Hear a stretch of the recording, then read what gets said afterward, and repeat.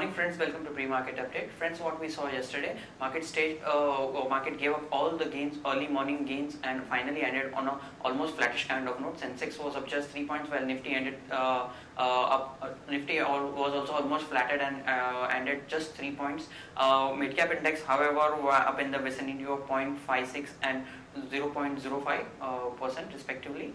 However, some companies which were supporting the Sensex were Asian Paints, TCS, Maruti, HDFC and Bharti on the positive side, and on the negative side, companies which were dragging Sensex down are ITC, TRL, Cipla, Lupin and Sun Pharma. IT exporters, major companies like TCS and Infosys were the prominent gainers in the IT space. In TCS was up almost 3% and Infosys was up 2%, as the weakening rupee likely to be positive for such companies. Apart from that, what we saw recovery in the auto, financials and consumer durable sectors which had lost ground in the earlier trading session on account of demonetization drive of Government of India. And value means we saw value buying, and also there was short covering in such counters. As a result,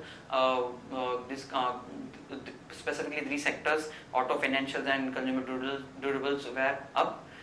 In fact, and many of the microfinance companies and NBFCs were also up smartly.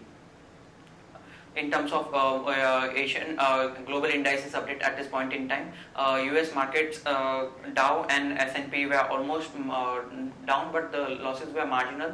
Dow was down 0.29%, while S&P was down 0.16%, and Nasdaq was marginally up with gains of 0.36%.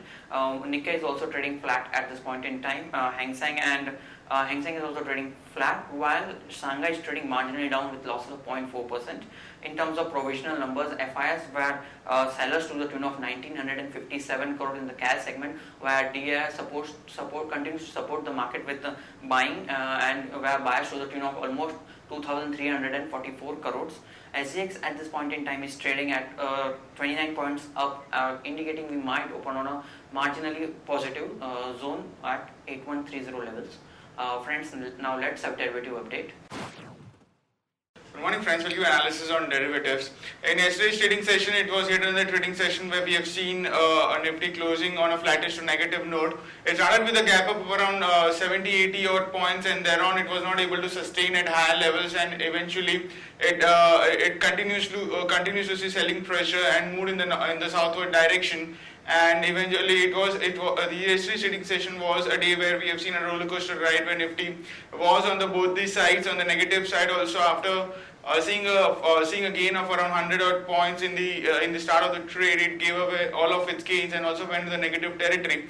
But eventually at last it managed to close with a negative of around 0.26% at 811.8.55, just about 8,100.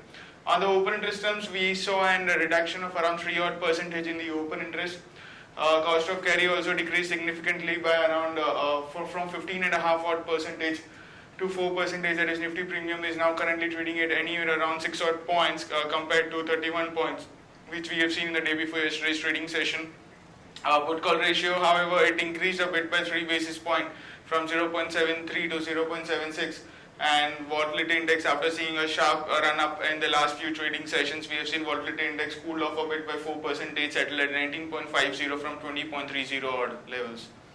On the option side, we have seen an unwinding in 8,300, 8,400 call option of around 6%, while 8,200 call option have seen an addition of around 23% in yesterday's trade. After seeing a sharp fall in the middle part of from the middle part of the day, we have seen an 8,200 call option seeing some kind of call writing taking place in that strike price, and saw an addition of around 23%, while 8,100 put option have seen an addition of around 25%, and 8,000 put option saw an addition of around 9% in yesterday's trade. So all in all, the highest put base remains same at 8,000 put option, while on the call side 8,500 call option is the highest in terms of open interest. There is one securities in buying period for today's trade, that is DLF. On the FIs front and index futures, they were net buyers by 94 crores, while index options net sellers by 131 crores. Stock futures net buyers by 1,018 crores, and stock options net sellers by 69 crores only. At the market level, our 5 days VWAP stands at 8320 with a lower range at 8,000 and higher range at 8320. SX Nifty is trading positive by 24 odd points and scoring at 8126, indicating some kind of a positive opening can be expected in the morning trade. That's it from derivatives. Thank you.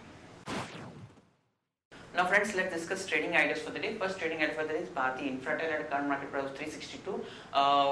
Private equity heavyweights like KKR and Pension Fund of Canada are said to be in talks with Sunil Mittal-led Bharti Airtel to acquire significant stake in its listed tower arm Bharti Infratel. Bharti holds around 72% stake in the company, and around 40% stake might be sold as per media reports. Action to be taken is long Bharti Infratel. Stop loss is placed at around 354 and will be targeting level of 372 and 380.